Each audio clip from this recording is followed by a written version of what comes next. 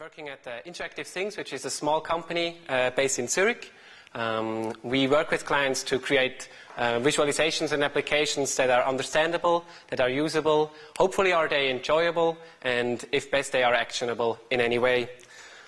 These are the fine fellows that I have the pleasure to work with, and we are set up to be able to work from the research of the data over the creative process until the implementation to have a final product. So we try to be able to work on the whole span of a visualization or of an application. But we don't just stop with producing stuff, we also research and document stuff. And we do that on a blog. It's called datavisualization.ch. This is what it looks like. So it's a news and knowledge resource for everything related to visualization and infographics. So there are a ton of inspirational and fun projects on there, and I recommend you have a look if you haven't. But today I will talk a little bit about the status quo of infographics, how we see it. Okay, how many times is the number 5 represented in this text? So by just changing a little bit of the lightness or darkness in this example, it's immediately evident how many times the digit 5 is represented here. Another example would be, there are digits in the areas here in this card of France, and it's kind of hard to decipher various density in numbers. But if we visually encode the same information, it's absolutely evident that it's in the northwest.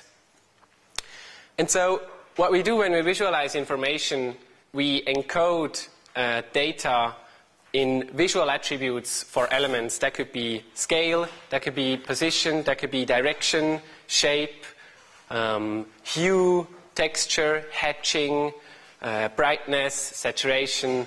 All those things that you can do to a visual form helps you encode information. And then you can order this information. You could order it by location, you can order it by alphabet, you can order it by time, order it by category, order it by hierarchy, or just completely random organize your information. Introduce you to 5 things that makes me super excited right now. So first would be animation. We can use animation in the digital medium, something like this.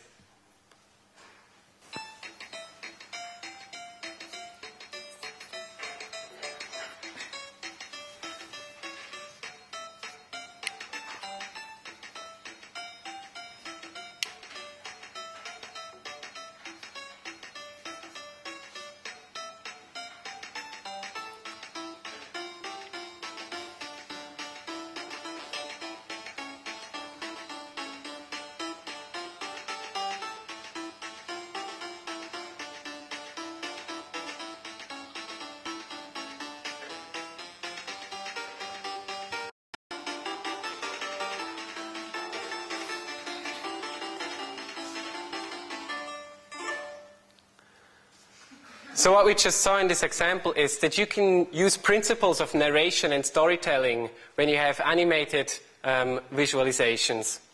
You can guide the user to help them understand the information.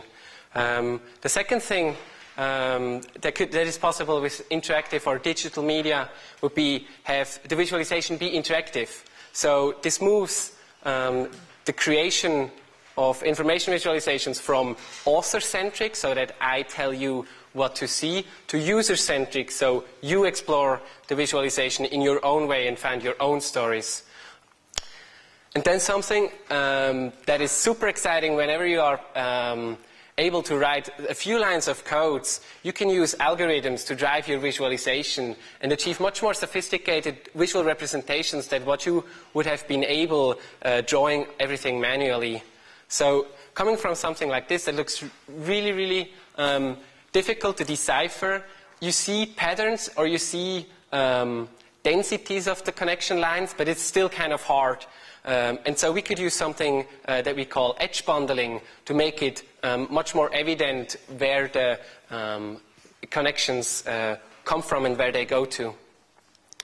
Same thing applies here when you have this connection diagram with nodes connected via edges to each other, and it's still kind of hard to see who is connected to who. We see that this dot over there is kind of connected to a lot of other dots. But if we use something that we call force-directed layout, then it's much more easy to see that this is a hierarchical structure and those connections relate from parents to child nodes.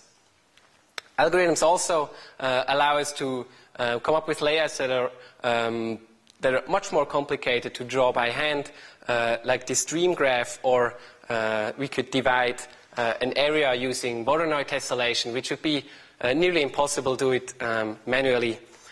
And so we have this abstraction between the data that drives the visualization and how we represent the visualization. And with current tools, we can even let the user show the visualization in any way he wants to. And so switching the visual representation while still looking at the same data.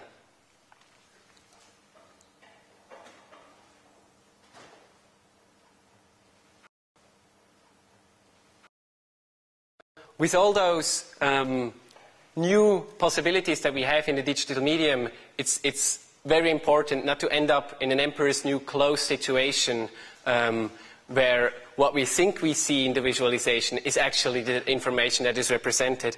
And we do this by using a simple framework in our daily work. We see information visualization as the coming together between design and data. And so basic principles for data apply. The data needs to be relevant to the reader. By relevance, I mean it needs to have context, it needs to be meaningful to the reader, and it needs to have, be some kind of engaging to the user.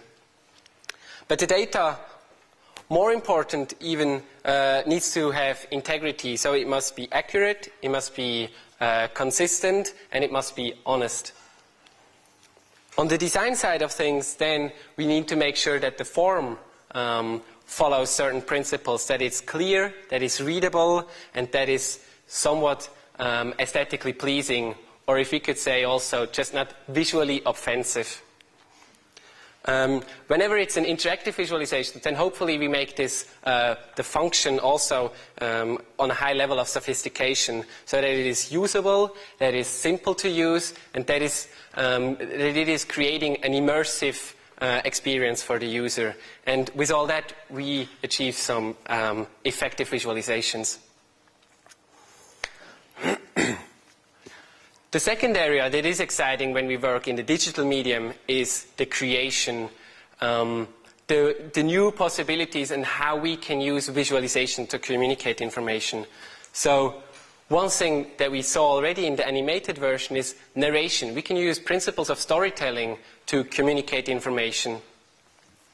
And as Donald Norman said, stories are packages that are memorable, that contain information, knowledge, context, and emotion. And so there are there has been some research lately by Edward Siegel and Jeffrey Hare, and they defined 3 different types of digital storytelling with visualization. And so the first one would be martini glass structure, where we start with one story that is engaging to the user, and then allow the user to explore the same visualization and find other interesting and meaningful stories to them. Beautifully shown in this piece by the New York Times.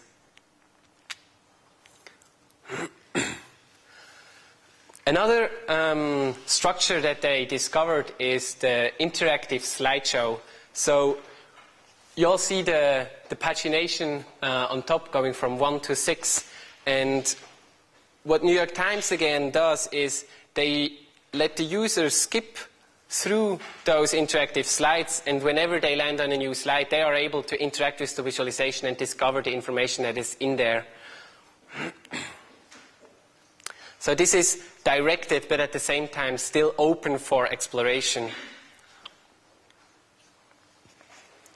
And the third is really an open playing field for the reader. So he's represented with a visualization and an interface at the same time, and so he's free to explore and find all the stories that are in there, or just the stories that relate to him. So in this visualization, again by the New York Times, about murder in New York City, a user can filter the information that is plotted on the map. He could do this by the age of the victim, the age of the attacker, or he could look at his own borough and see what happens in his neighborhood.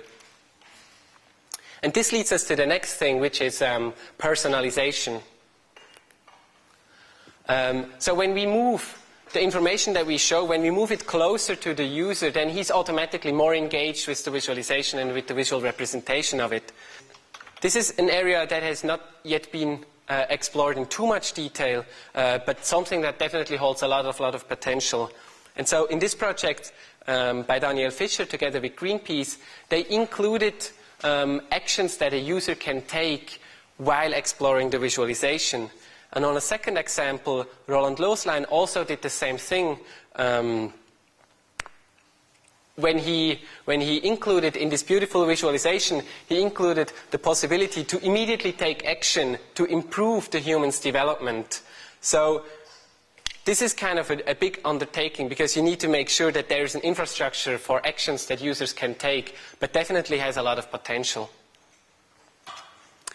And then the last thing that we are able now is we can measure the impact that our visualization has. So when it's not printed in a newspaper, but when it's living online, then we are able to explore how users interact with the visualization, and we can learn from this data.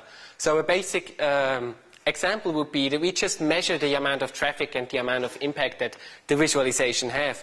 But we can also go one step further, as the UNDP did with their recent project HTI 2.0. They measured what type of ranking other people use when they explore, again, human development data, and they try to inform their own human development index based on this data. Another and very similar example is by the OECD, the Better Life Index. They tried to learn from how people rank, and I must maybe give a quick introduction. So people can rank the index that they see, and they see how their countries compare, and the OECD tries to learn from that and see how and what is important to certain and different demographics. And then I think the third thing that is super exciting right now is the community of people worldwide. So there has been an explosion of creators and collaborators in the area of visualization. And this is a user-generated list of all the agencies that are working solely and dedicated in the area of visualization.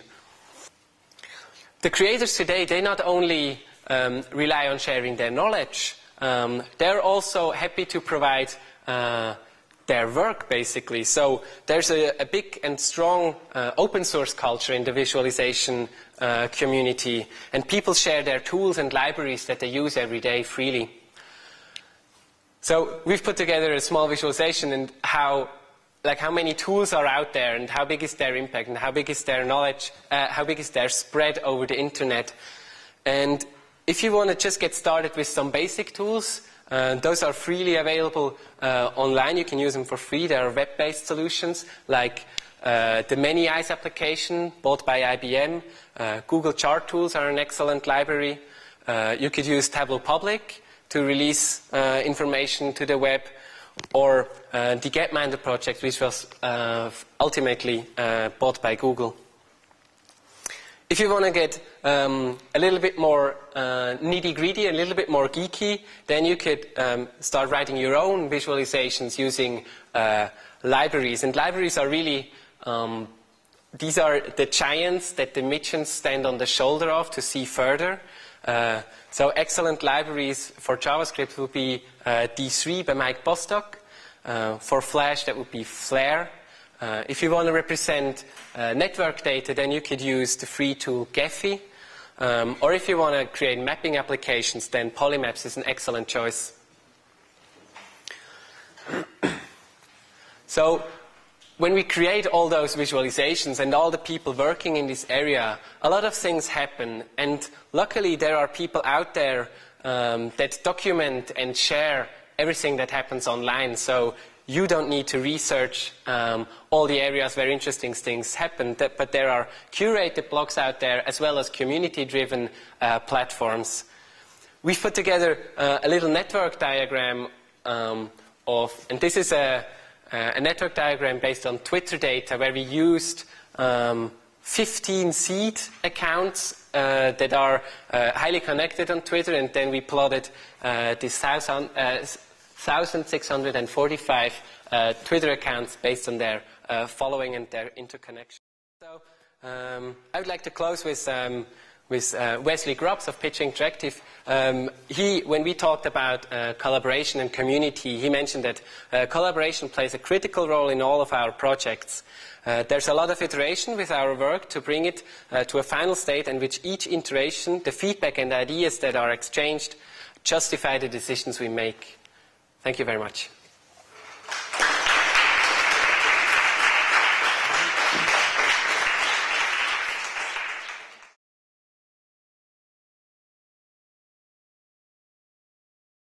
I think Switzerland has really reduced a precise way of visualizing information and shies a little bit away from over-fancy visualizations. And I think that's really beneficial to showing the data as clearly as possible.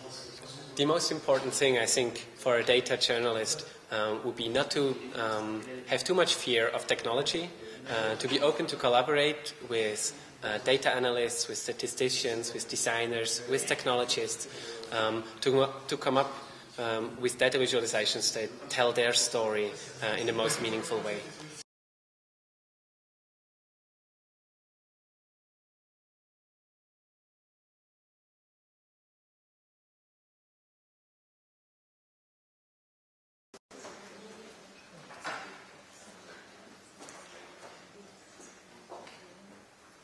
My name is Michael Stoll, and I'm a regular professor at the University of Applied Sciences in Augsburg. And before I start my talk, I'd like to thank a lot of people over here at the university. First of all, the colleagues and staff of the University of Neuchâtel. I'd like to thank Professor Cynthia Dal Sotto for silently directing everything in the background for today. And I'd like to thank Pablo and Marco for their holistic help over the last days to unpack the exhibition, to bring it up in several night shifts. Thank you very much for that. But, you know, I brought my collection of historic infographics from the 20th century. That's my private collection, and I have, in the first place, to thank my wife for not complaining when another €1,000 go into that collection.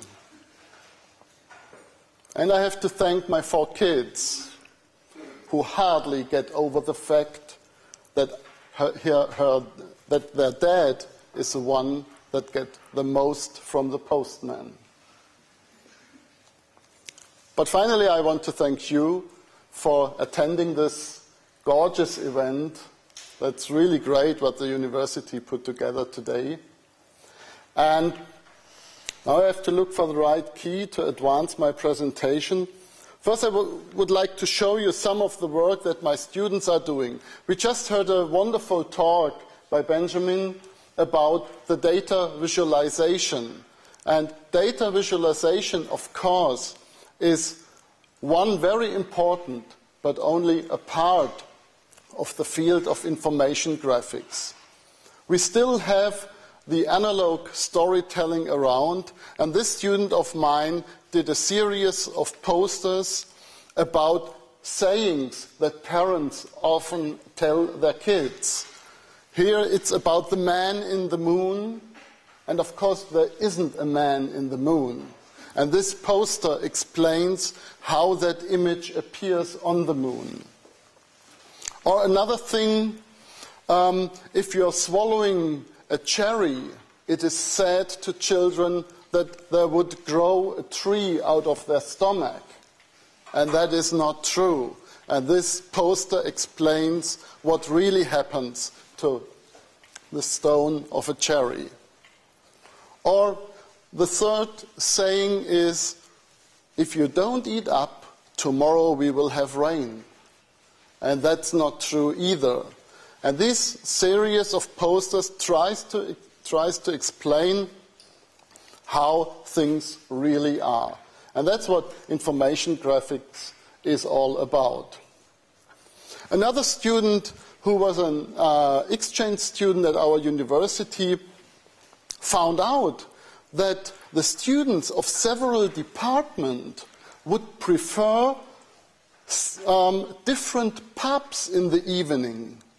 So she decided to make a chart that you easily let you see and find out where the students of the science department are going out on Monday evening, just in case you want to meet them. Me, myself, I am, beside teaching in Augsburg, in Neuchâtel, and a third university, I am also a consultant to the VIN IFRA.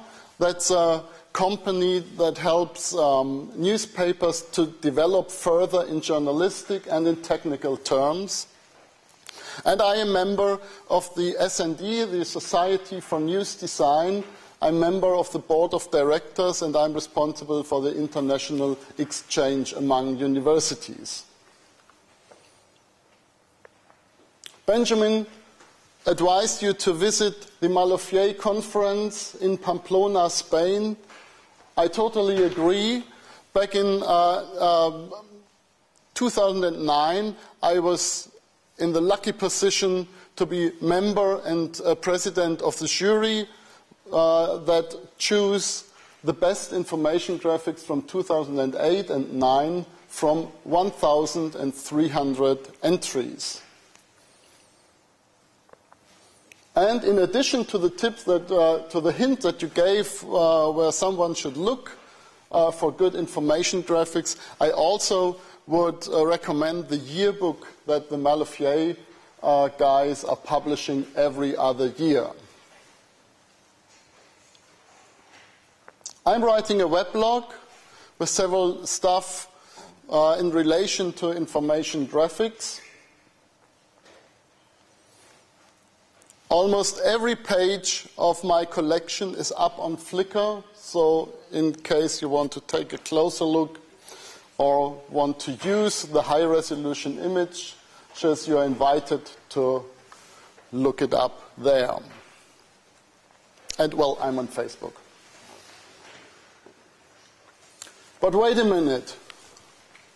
We are not talking about real pies. Oh no, we are not talking about real pies. But what is information graphics? What is it about? Why are we so interested in information graphics?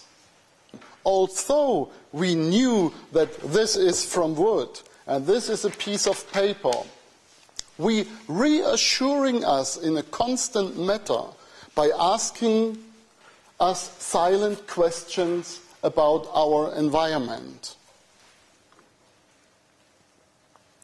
That's not a new invention. This thing from Nicholas Flammarion shows the fact that we are trying to reach out, to learn more about our environment. And to turn it the other way around, Marie von Ebner-Eschenbach, she was a writer, turned it really the clear way and emphasized the importance of knowledge. Those who know nothing have to believe everything. That's a bold statement. And because this is such a bold statement, it's no wonder that in the constitutions of almost every democratic country, the free flow of information is written down in a paragraph.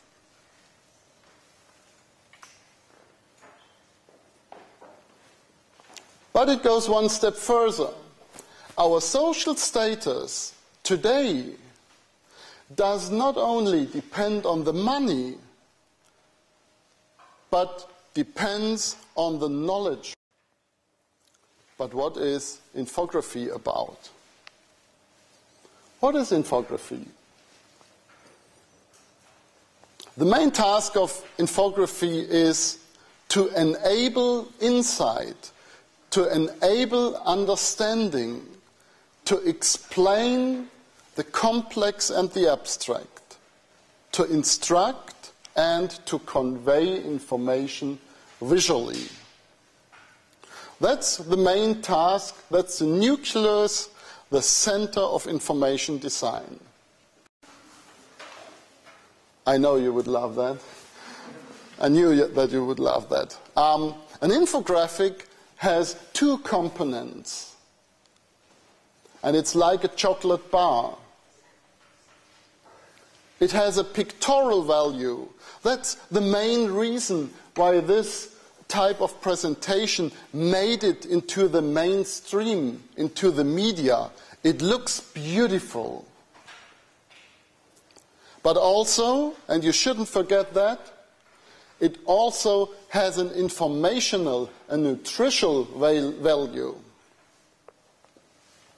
These are the two main things.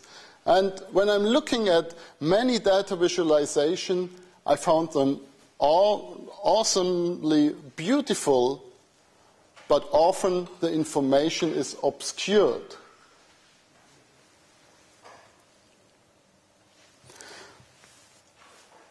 What I did when I did my diploma, I developed a taxonomy of information graphics.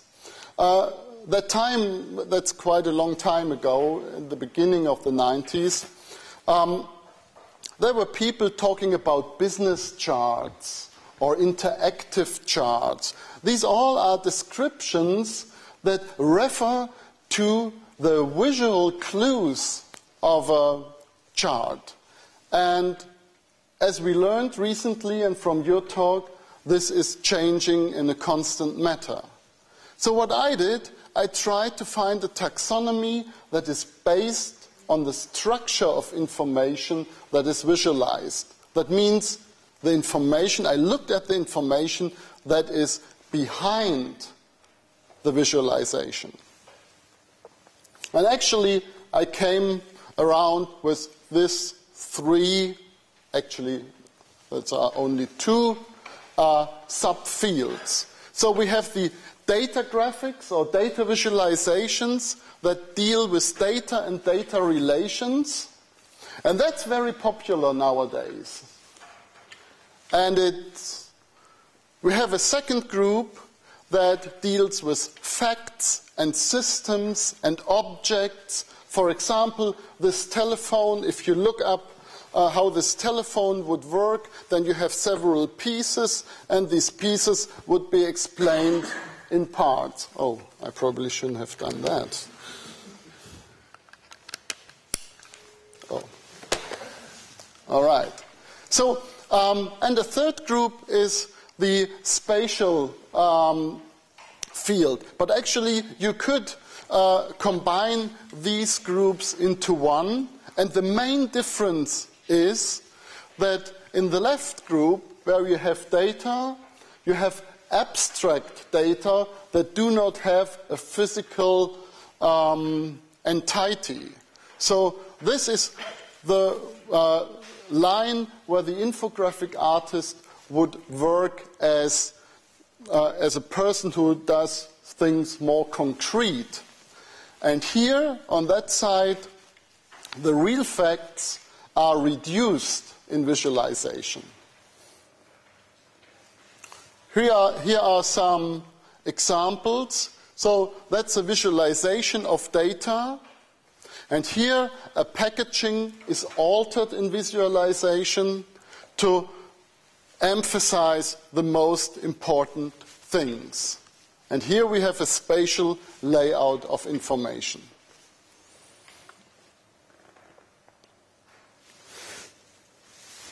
Now I want to take you to a little journey, early roots, I'm sorry for that typo, and history of infographics.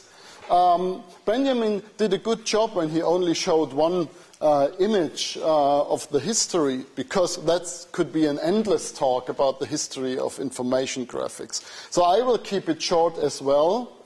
But I'd like to start a little bit early, of course, with the cave paintings. To me, these cave paintings weren't pieces of art. I can't imagine a man coming home that time and said, "Hi, darling, I'm down in the cave doing some art." I can't imagine that. I think these drawings were instructions or narratives to tell or to forecast a hunt. They were definitely no art. Later on, we had Hartmann Schädel, who did a chronic about the church and the world, and look how he visualized the 7 days of creating the earth.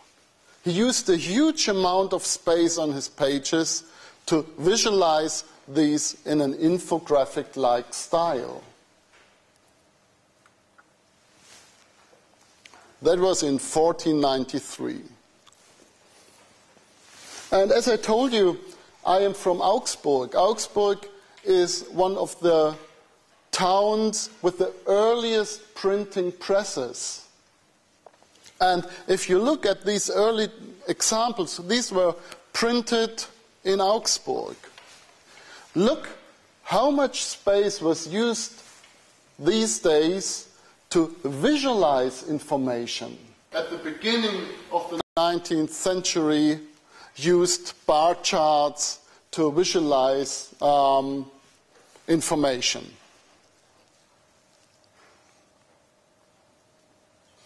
And you have to include John Snow, a British doctor who tried to find the source of a cholera outbreak by just adding information to a regular street map. And at the place where the where the dots, each square stands for one person who got the cholera, and where the cholera outbreak has the most casualties, nearby there was a well, and the moment when he decided, based on that map, to close that well, the cholera went away. So that's visual reasoning. And of course, you have to mention Charles Minard, who visualized in a very dramatic way the way of Napoleon towards Moscow and his way back. And there's a lot of information in that chart, like the temperature going down. This line refers to the black one. And you can see with how many soldiers Napoleon left Paris towards Moscow. And just to let you know, my great-grandfather joined him and he lost his life over here.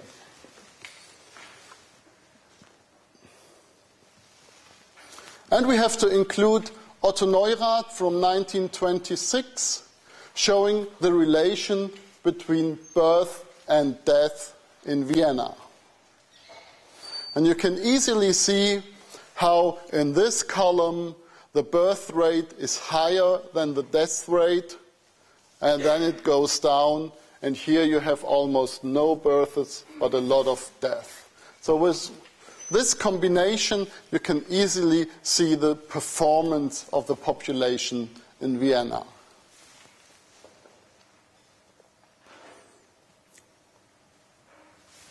And now about the exhibition. Because I'm only a poor professor, I had one day to decide only to collect books from a certain area and time frame. So I decided to collect books from the early 20th century up to the present time. And I would like to walk you through the panels that you will see up in the exhibition. I just want to state that all things that are pictured here are around in 4 glass cabinets as the original books. So you may take a look there.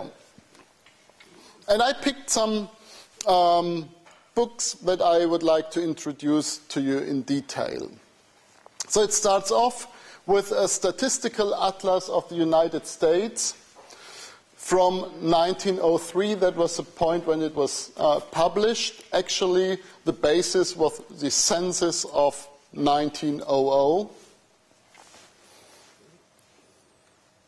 Oh yeah, and before that I think I have to go through the other ones.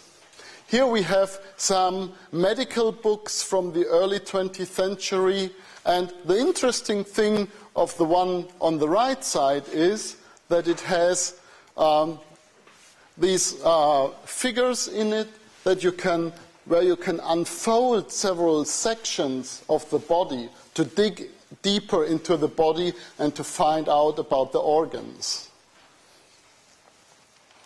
A similar thing, but related to technique, is this book over here, where you can unfold a tram trolley. And we have a beautiful atlas from 1913 with, and I'd like to point you to that, with a stellar map on the top. And the last one is a collection of postcards, and I think I will show you some details of this and of that in a second. So this is one very interesting chart that I found in that atlas. What is it about? I will zoom into that in a minute, but it's the rank of the biggest cities in the United States. And you have to read it from the right to the left. On top you can easily spot it even from the last row. There's a blue sign, and that's for New York. So from its beginning, New York has been the biggest US town for a long period. These are postcards like this, in that format. And they were published by a German daily newspaper called the Berlin Morning News. And the interesting thing about it is that they published it not as a collector card, but as a receipt for subscribing to the newspaper. So over here it means this is a receipt for subscribing the Berlin Morning News in the week from to. And they used information graphics on the other side as a visual, attractive front cover to it.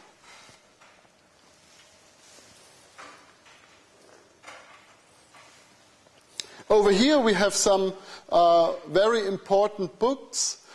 This book is from Denmark, and it's a kind of a statistical yearbook that was published by the Politiken Verlag. That is a publishing company that does a newspaper till today. But the most valuable book in my collection is this one. The author is Willard Brinton, and the title of the book is Graphic Presentation. And what he did in 1939 is to collect all known ways to visualize data.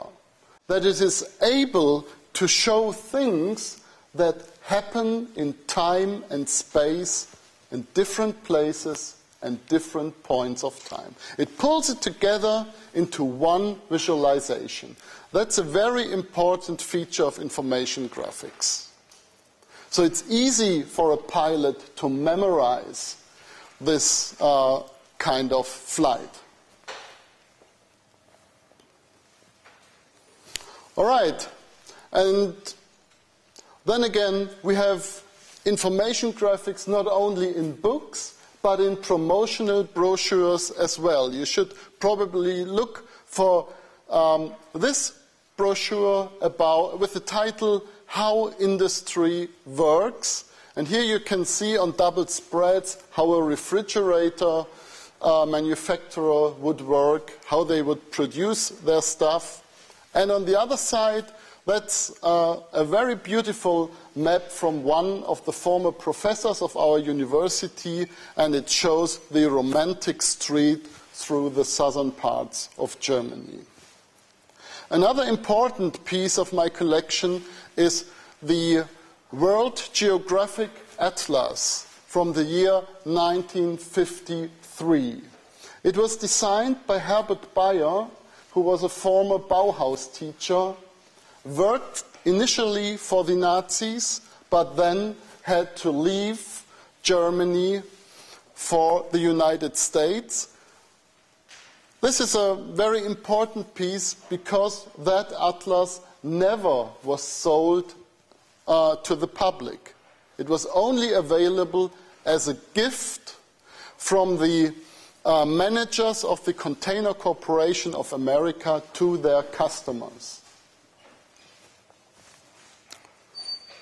Over here we have the Fortune magazine that first published in 1933, kept to continue until today, and incorporates a lot of information graphics. And because that fits together with another book on car visualization, I put these two together on that poster.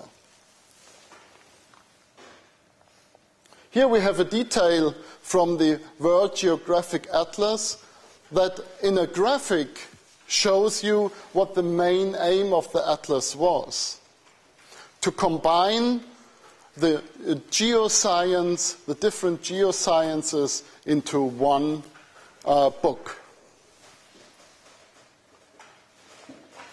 As almost every atlas, it starts off with a visualization of the planets, and this page really is famous because it shows the size of the sun in relation to the planets just by putting them together into one graphic. And you see the solar wind that is huger than any other planet we have in our system.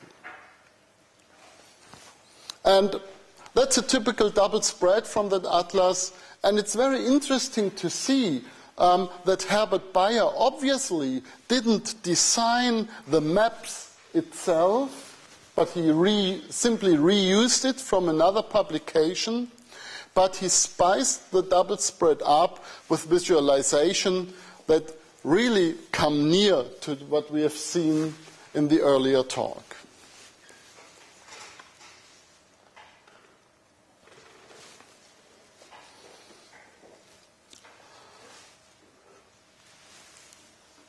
This is a first aid booklet. You should look at that in, I can't show you the detailed images over here.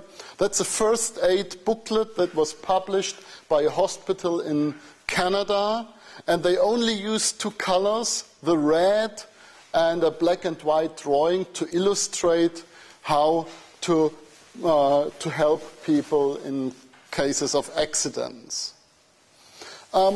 We just have learned from Benjamin that the information graphic artist is a profession of its own, and actually it is.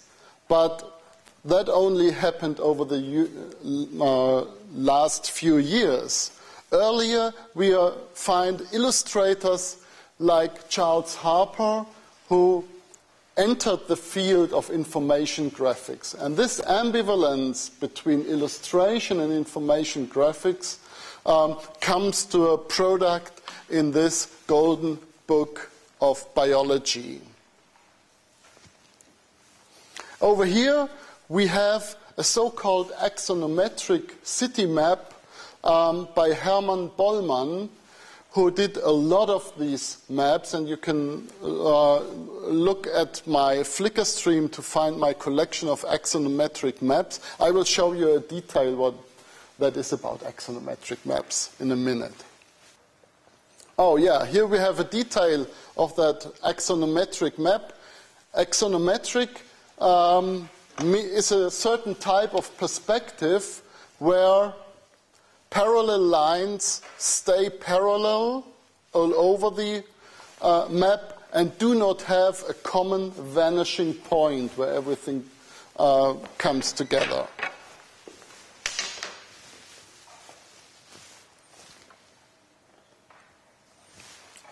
That's a book I grew up with.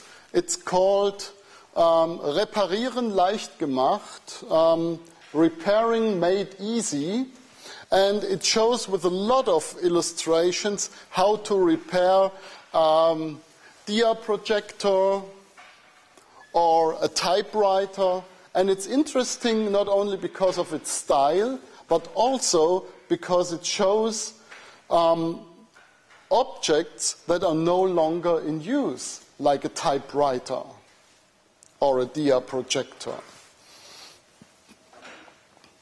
This is a set of folders that were initially published by the German Postal Service to explain how the Postal Service and its subdivisions would work. And it was, as you can easily see from the colors, it was targeted to the pupils in schools. And when I went to elementary school, I was handed over these folders to learn about. From the mid-70s, we have another popular science book, the Rand McNally Atlas of the Body and Mind, showing with dramatic visualizations how the blood is flowing, which parts of the human body can be replaced, and other features. A similar layout like this book has the ADAC car book, and it shows a lot of cutaway drawings, and it's the collection of the most cutaway drawings in one book that you will ever find.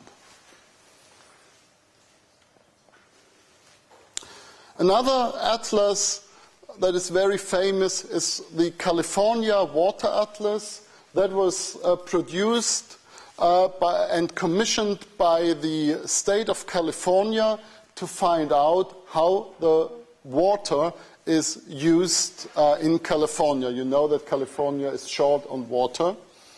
And there are a lot of comparative charts that show you, you have to look that up, that's the original spread, where you can see how the water of a river would flow without taking out some water by the industry, compared to the reality. So it's a should state and the actual state.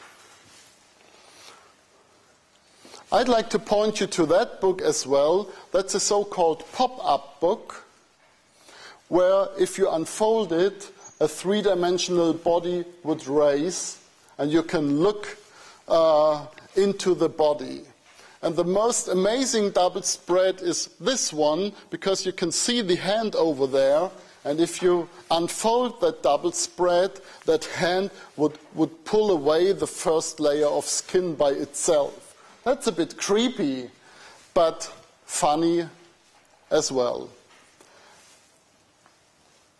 Another book that is targeted to the younger audience is done by David McAuley. He is an illustrator, and the book's title is The Way Things Work. It's aimed to the young reader, and it always, and that's the funny part about it, uses a mammoth, you know the mammoth, to explain physical or optical things. You should take a closer look to that as well.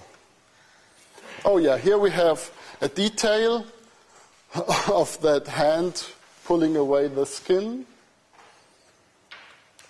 And I think with this I'm at the end of my talk. Thank you.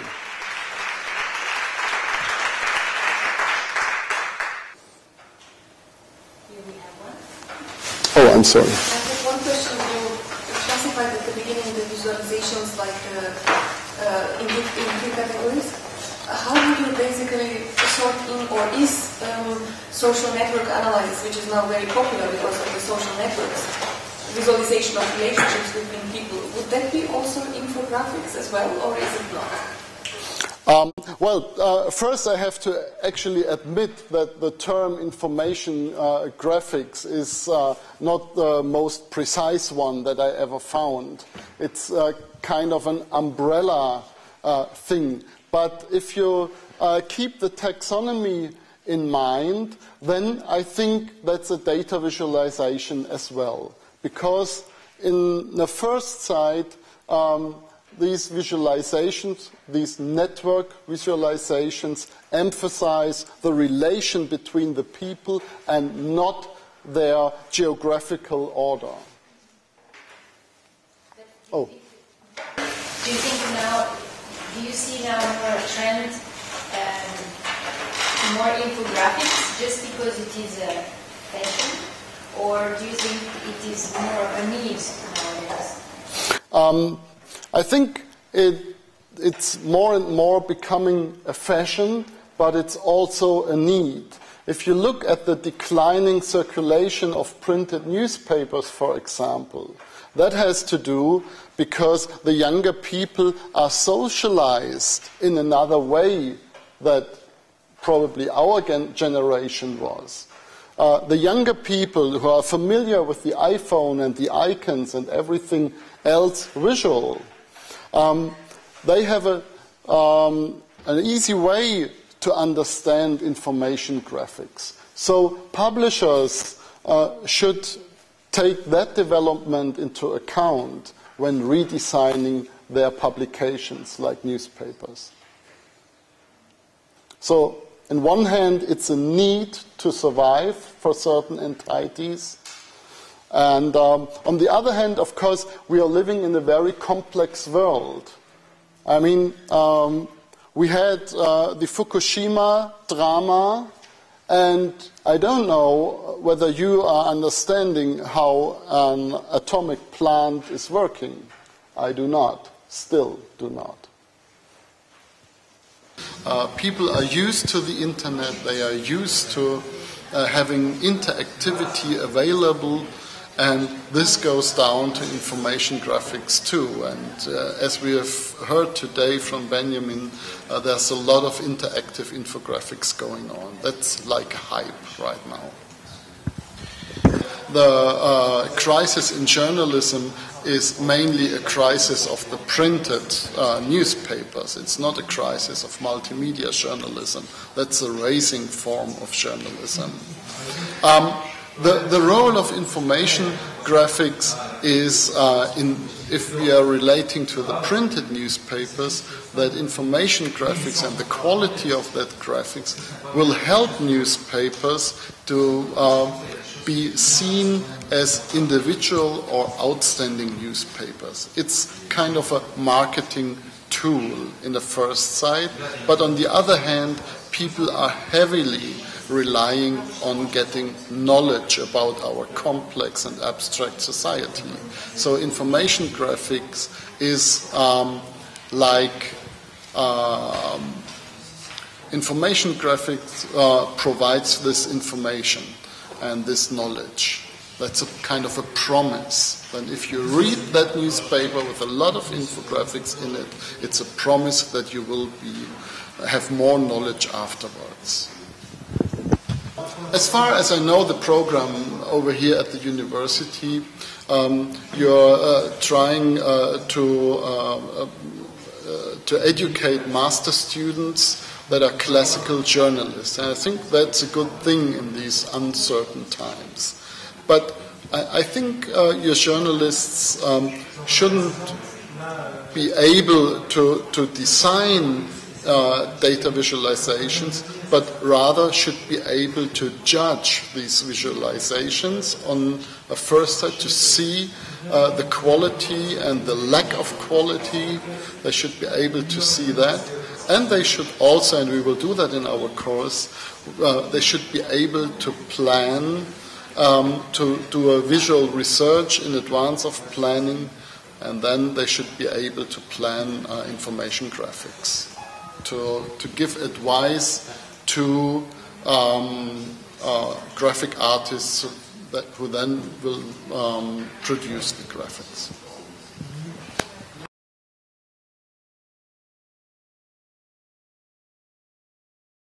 J'habite Zurich, ça fait bientôt 20 ans que je travaille essentiellement comme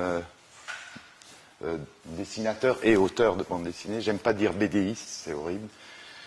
Avant de devenir donc dessinateur de bande dessinée, j'étais graphiste. J'ai travaillé comme graphiste et comme illustrateur. Et voilà. Donc, j'ai publié plusieurs albums. Et puis certains des albums que vous voyez ici sont des commandes de clients de domaines très divers, que ce soit la neurochirurgie, le centre Paul Klee ou même Avenir Suisse, donc le think tank de l'économie suisse. Donc voilà quelques travaux de commandes que j'ai fait, et c'est là d'ailleurs que j'utilise souvent, je dois utiliser aussi de l'infographie. Alors, quand on commande une bande dessinée, c'est parce qu'on a l'impression qu'on peut expliquer des matières complexes de manière un peu plus accessible, plus facile. Donc en fait, si on transposerait ça, la bande dessinée, c'est de l'infographie, dans ce sens, dans ce cas. Moi, je le vois un peu différemment, c'est-à-dire qu'il y a différentes manières de raconter une bande dessinée. D'ailleurs, il y a aussi comme un malentendu. Souvent, les gens pensent que la bande dessinée, ça doit être rigolo. C'est pas forcément le cas. De nos jours, la bande dessinée, je pense que la plupart d'entre vous le savent, mais je le dis quand même, la bande dessinée a différentes façons de s'exprimer, comme la littérature, comme le cinéma. Il y a de la bande dessinée d'auteur qui est très sérieuse, qui raconte des choses de manière romanesque. Et donc, il y a aussi, naturellement, la bande dessinée qui est rigolo ou drôle. Ce que je veux démontrer là, c'est que je reviens toujours à des représentations infographiques. Dans l'aventure qui vivent là, j'ai décidé de les faire. C'est pas nouveau, c'est pas une invention de moi. Je voulais les faire voyager dans le corps humain. Alors, c'est assez abstrait. Peut-être que certains d'entre vous connaissent le film Le Voyage Fantastique. C'est un film avec Raquel Welch, je crois, ou un film des années 60 où il voyage à travers le corps.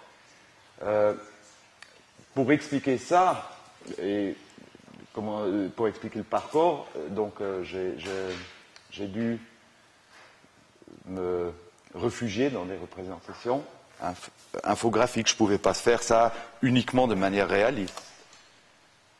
Donc là, finalement, c'est un peu plus loin dans l'histoire, ils ont atteint le cerveau. Donc voilà comme je voyais l'intérieur du cerveau.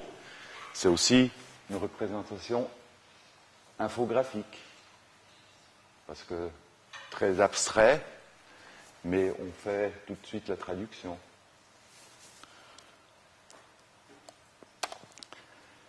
j'ai aussi, c'était en 2008, je crois, j'ai eu une commande en 2006 du Centre Paul Klee pour raconter la vie et l'œuvre de l'artiste.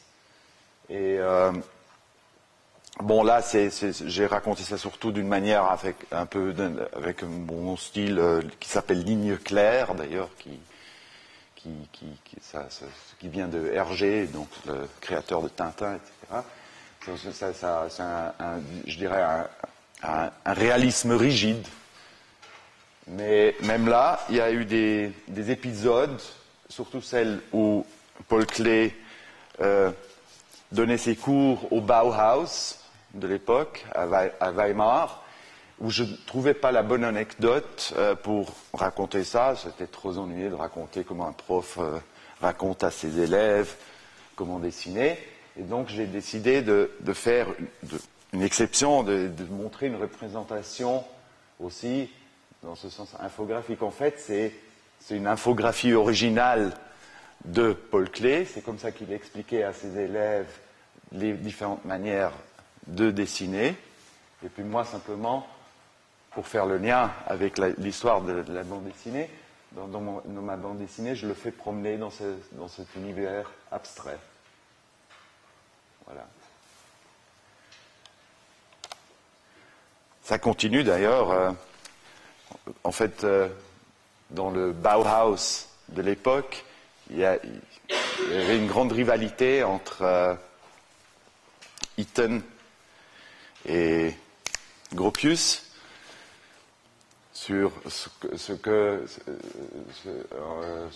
comment dire, l'intention du Bauhaus. Et donc, je me suis permis à faire cette abstraction un peu humoristique sur leur rivalité. Ça, c'est une des dernières commandes que j'avais faites. C'était en fait Avenir Suisse qui m'avait demandé d'expliquer le système des 3 piliers, donc de la retraite en Suisse. Il se promettait par là d'atteindre les jeunes. Ça n'a pas vraiment fonctionné en ce qui concerne la votation, les résultats de la votation. Mais ça, je les avais prévenus dès de l'avance. Je dis, on a toujours l'impression qu'on pourrait atteindre les jeunes plus facilement par la bande dessinée. Je pense que les jeunes ne se laissent pas prendre si facilement. Mais bon, moi, j'ai quand même bien voulu faire ce boulot. C'était bien payé. Et puis, finalement, je ne voyais pas dans quoi il y avait de mal d'expliquer le système des 3 piliers aux jeunes. Donc, je trouvais qu'il fallait expliquer ça d'une manière, disons, que chacun puisse le reconstruire dans le bistrot, comme ça, au bistrot. En allemand, on appelle ça Stammtischgespräch, je ne sais pas comment on dit en français, mais les discussions du comptoir, là, où tout le monde sait tout.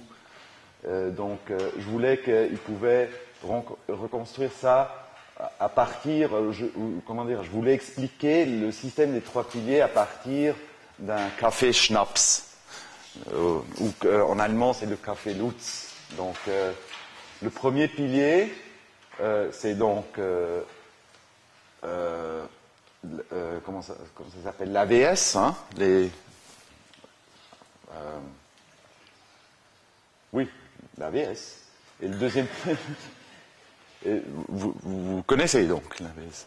Et puis le deuxième pilier, c'est les caisses de pension, de retraite. Et donc ça, c'est pas, comment dire, c'est pas le, voilà, c'est pas le café, mais c'est le sucre. Et puis le troisième pilier, c'est celui que vous faites personnellement pour vouloir pour être, comment dire, avoir plus de luxe dans l'âge, donc, et ça, c'est le schnapps. C'est facultatif, hein. Les 2 premiers piliers sont obligatoires, donc, pour faire un café, schnapps. Donc, voilà. Et puis, si vous lisez, vous allez mieux comprendre. Hein. Donc là, par exemple, j'expliquais aussi le problème du taux de couverture. En fait, je vois tout là. Je ne dois pas me retourner. J'expliquais le problème du taux de couverture par une dose de sucre. Et en fait, le problème des caisses de pension, c'est qu'ils n'ont pas assez de sucre. Voilà. Alors c'est simplement une manière d'utiliser des représentations infographiques pour raconter des trucs très abstraits, des choses très abstraites. Vous allez, d'ailleurs, je suis l'exemple vivant maintenant là devant vous. Moi, en voulant vous expliquer ça par des mots, j'y arrive pas du tout. Mais je suis sûr que vous lisez les 3 premières pages de cette BD et vous allez comprendre comment ça fonctionne. Après, j'ai pu continuer à raconter mon histoire de polar et puis disons le côté théorique était rapidement terminé. Voilà. Alors, c'est l'histoire d'un comptable, ou comment dire, d'un chef de caisse de retraite, de petite caisse de retraite, qui a des cauchemars par sa caisse de retraite de pension et donc a un taux de couverture qui est complètement en train de dégringoler. Et donc, il a des cauchemars, et ça, c'est une partie de son cauchemar. Ça commence très paisiblement parce qu'il est amoureux de sa collaboratrice, et puis il lui raconte le système des caisses pension d'une manière très romantique. Alors là, je trouvais amusant de combiner en fait une matière très sèche, on peut dire, trockene materie, une matière très rigide, très théorique, d'une manière romantique. C'est en étudiant un peu, en recherchant en fait des images qui montraient des représentations informatiques dans mes BD, j'ai trouvé aussi que finalement des vitraux, c'était aussi d'une certaine manière des infographics. Ceux-là de toute manière, mais je pense qu'il y a, je ne sais pas, historiquement on peut dire qu'il y a des vitraux de cathédrales qui racontent des histoires, donc c'est une représentation d'information. Pardon. À force de faire des travaux de commande et d'utiliser en fait de l'infographie pour raconter mes histoires, j'ai pris plaisir. Et j'y ai trouvé aussi un moyen de narration. J'ai été invité par Prof, par exemple, à voyager en Inde. Donc, le bureau de Prof à Delhi m'a invité, passer 2-3 semaines en Inde et puis raconter mon choc culturel ou quoi que ce soit en 20 pages. Et alors, il y a un moyen de raconter ou de représenter l'Inde et comment on l'a, et ses émotions, ou comment dire, qu'on a ressenti, c'est d'essayer de montrer d'une manière réaliste ou pseudo-réaliste comment c'est. Mais l'autre manière, c'était en fait de comparer. Et de comparer Delhi, par exemple, où j'étais pendant 2 semaines, à Zurich. Je trouvais ça, il y avait un côté humoristique, je trouvais ça quand même assez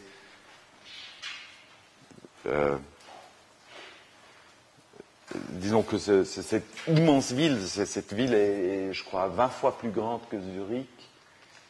Et à Zurich, simplement, il faut dire que ça s'adressait la bande dessinée s'adressait au public indien, pas suisse. Donc, moi, simplement, je leur expliquais que si à Zurich, quelqu'un klaxonne, il se fait tout de suite arrêter par la police. si c'est pas, s'il n'y a pas une raison. Mais, et donc, à fur et à mesure, disons que mon sentiment par rapport à cette ville était très, comment dire, était difficile à traduire en mots uniquement, et donc et aussi en images réalistes. Donc j'ai pris recours, pour exprimer mes émotions par rapport à cette ville, j'ai pris recours à en fait des représentations infographiques. Et c'est une manière de raconter, de zoomer dans des plans, et puis tout d'un coup tout change, et puis devient différent. Puis après ça ressort, et puis pour moi c'est une façon que j'ai beaucoup, disons que je trouvais ça très intéressant de travailler avec ça. Et d'ailleurs, ça continuait. Je travaille dans un atelier qui s'appelle l'atelier Strapazin. C'est un magazine suisse et allemand, mais qui est publié 4 fois par an. Donc je ne sais pas comment ça s'appelle, mais c'est publié 4 fois par an. Qui se consacre essentiellement à la BD, mais dans le sens très artistique, disons, c'est pas de la... c'est rarement humoristique, c'est souvent incompréhensible. Donc, là, voilà une histoire que j'ai racontée il y a une dizaine d'années. Déjà à l'époque, ça m'intéressait. Et puis là, je racontais que le style de représentation qui s'appelle isométrie me fascine vraiment dans les modes d'emploi, etc. Et donc j'ai essayé de raconter un jour anodin, comment dire, un jour normal d'une personne de manière comme un mode d'emploi. Comment survivre un jour d'ennui. Et donc ça va comme ça se raconte à travers 4 pages. Je ne vous ai pas montré tous les 4 là. Je ne vais pas vous montrer toutes les 4. Je vais vous montrer d'autres jeux. En fait, je joue avec l'infographie. Donc là, j'ai une immense collection. Moi aussi, j'ai une collection. J'ai une collection de safety cards, ou safety instructions. J'adore ça. En fait, j'ai une collection de scans de ces choses parce qu'en fait, ça appartenait à une flight attendant que je connaissais, et puis elle piquait ça de chaque avion où elle travaillait. Et donc, elle avait un tas comme ça de safety cards, et c'est fascinant parce qu'il raconte à chaque fois la même histoire de manière différente graphiquement, mais souvent il y a quand même un style, comment dire, un accord commun, comment il faut raconter le comportement pendant une catastrophe possible. Et moi, simplement, là, ce qui m'a intéressé, c'est de tourner le truc, c'est de raconter quelque chose d'émotionnel, de tous les jours, donc une histoire d'amour, à travers un mode d'emploi. Donc, je ne sais pas si on comprend, mais je ne vais pas... En fait, il est amoureux de la stewardess, et puis à la fin, il se retrouve avec le pilote. Voilà. Ça, c'est une autre bande dessinée où, une fois de plus, j'exulte dans la représentation isométrique. D'ailleurs, il y a un jeu de mots, donc ça s'appelle, en allemand, ça s'appelle Leben in Parallelwelten. Et c'est en même temps des univers parallèles, mais c'est aussi donc des paysages représentés isométriques, de manière isométrique. Et là, c'est simplement le développement des cartes saisonnières il y a 10 ans, ou non, en 1998, et 10 ans plus tard.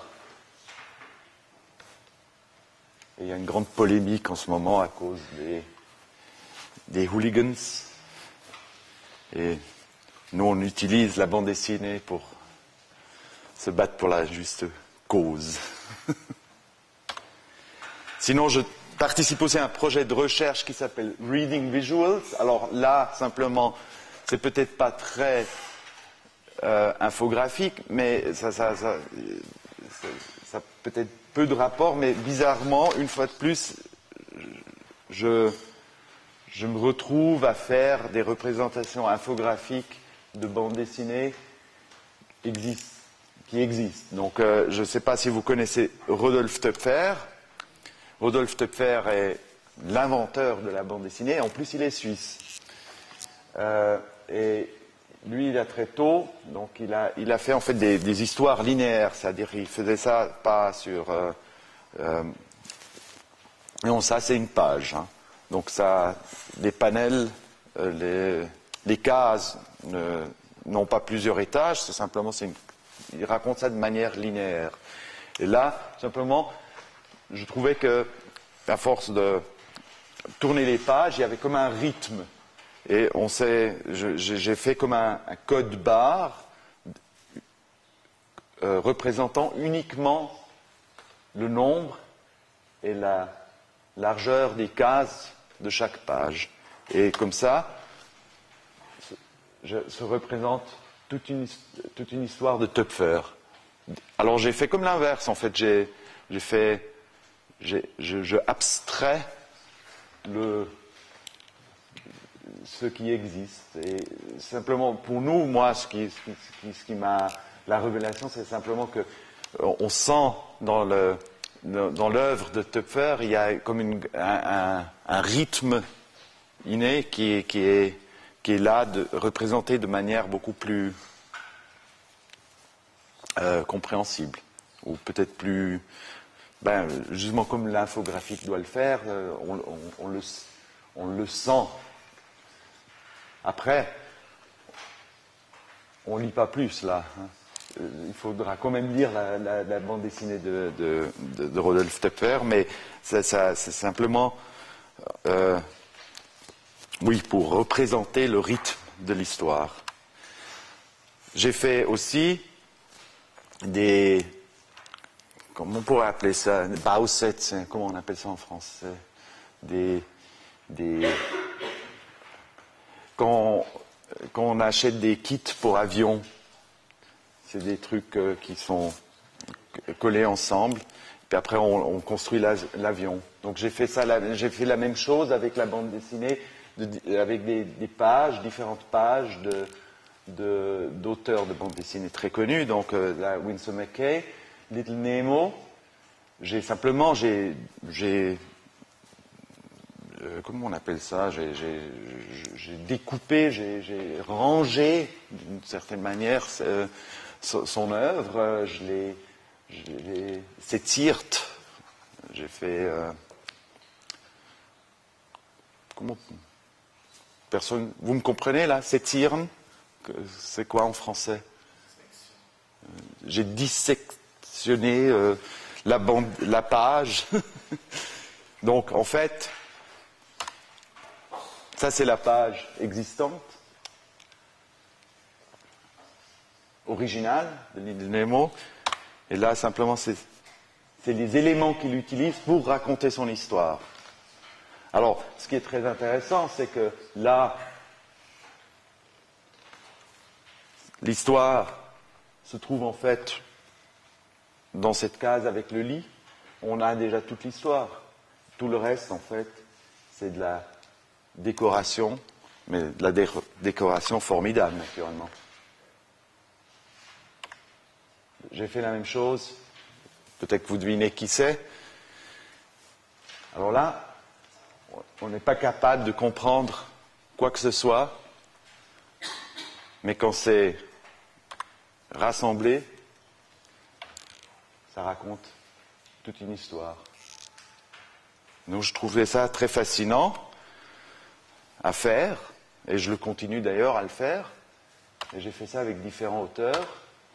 Là, une fois de plus, en fait, l'histoire est rapidement comprise. Là, on réalise que le style est très important chez Robert Crumb.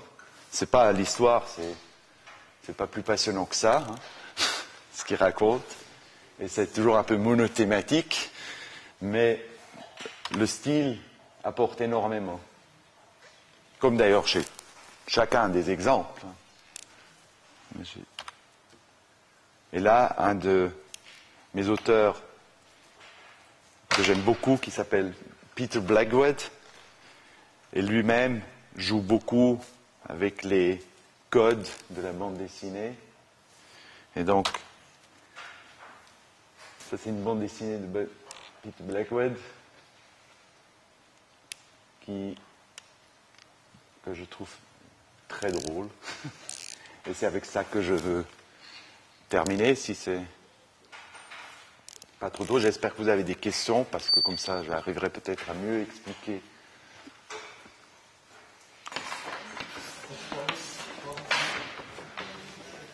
This is isometric. Okay.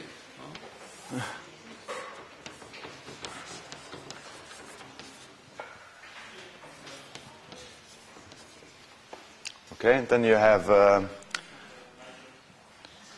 16. aha, okay. This is the difference. I don't know. So, more flat. I do it by purpose. All right, So, all right. So you can have 30 and 60 degrees, for example. That's another idea. it's not correct, but... and what shall... 30, 30. 30, 30. But I mean, No, but... these- Yeah. yeah, Go on. ahead. No, go on. No, just first finish the point. But you have also this, no?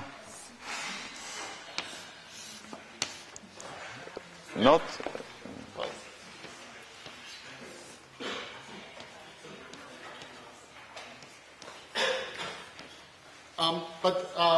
So you see that there are different kinds of projections, but the main thing about isometric or axonometric or whatever projections is that parallel lines that are parallel in reality, are parallel in the drawing as well.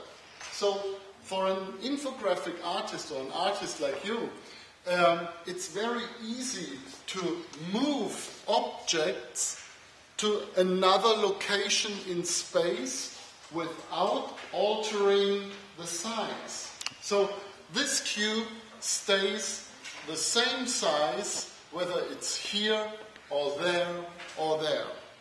Or as I told in my story about the parallel universe, it's an endless world. It never ends. It's like the representation of eternity.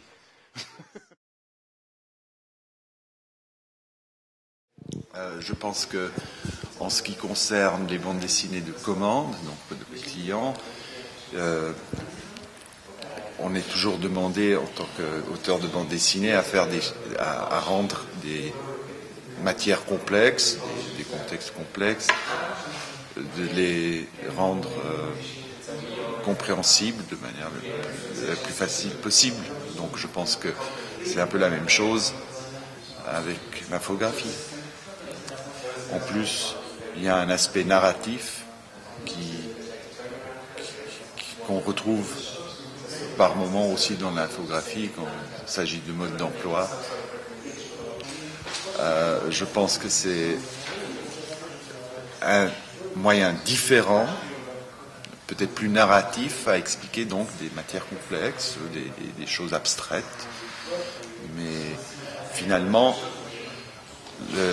la bande dessinée et l'infographie, des fois c'est des domaines qui se recoupent.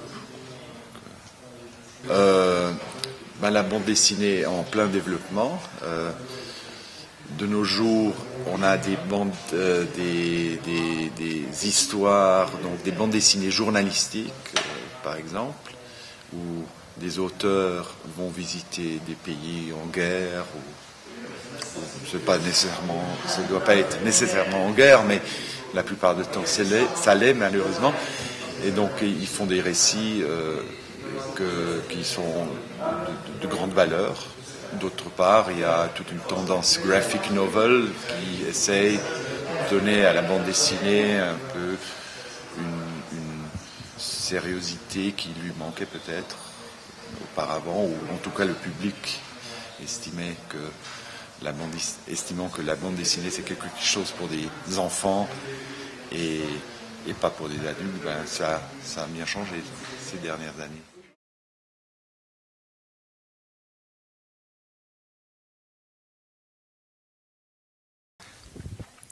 Alors, je dirais que l'apport, c'est donner, surtout à nos étudiants, un overview de ce que l'infographie représente aujourd'hui, qui devient de plus en plus important dans un monde où on vit, que c'est plus en plus complexe.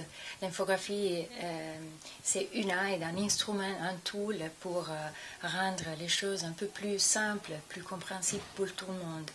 Et je pense que ça devient un tool que de plus en plus les journalistes doivent connaître.